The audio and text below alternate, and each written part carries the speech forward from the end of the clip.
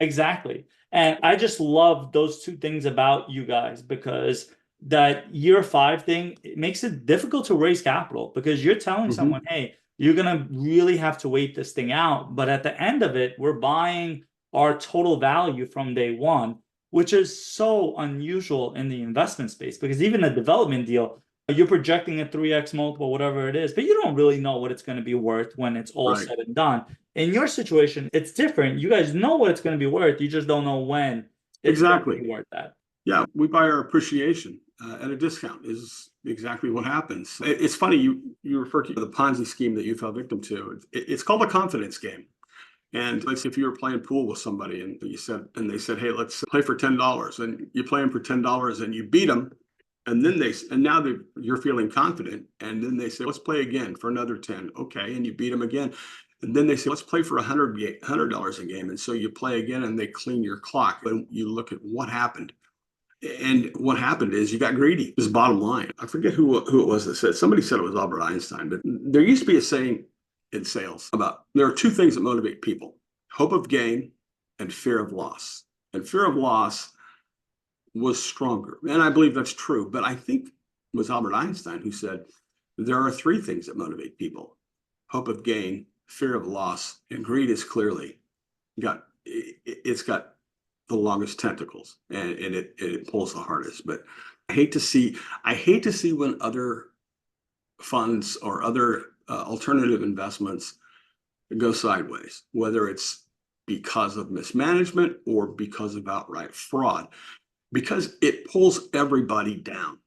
It really does, and that's it's hard enough to try and figure out who are the good guys and who are the guys that are trying to scam you. And when that happens and it's well publicized, there are no winners.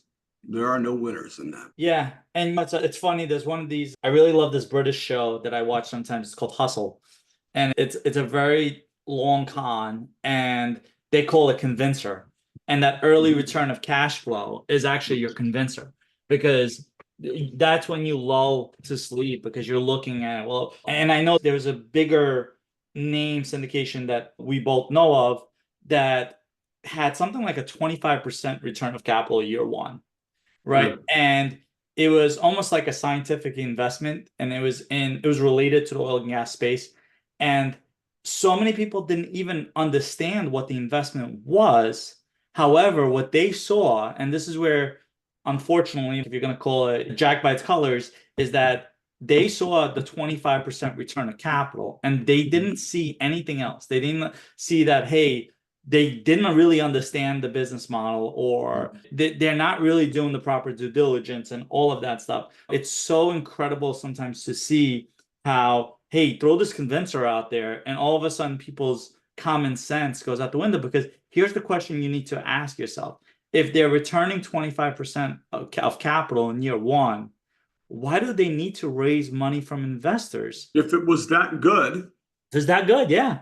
if it was that good, if it was that good, you would have no trouble. I think it's akin to, well, let me say this first of all. When we take on a new investor, we send them a copy of the memorandum of private placement. It's literally a book, but it says everything in it. It's got the operating agreement. It says what we do, how we do it, why we do it, what we're looking for, what the target is, what we can and cannot do. And you know what? 1 in 20 investors read it, Yep. which blows my mind. I just don't get it. If you try, there are always people out there who are trying to take advantage of people.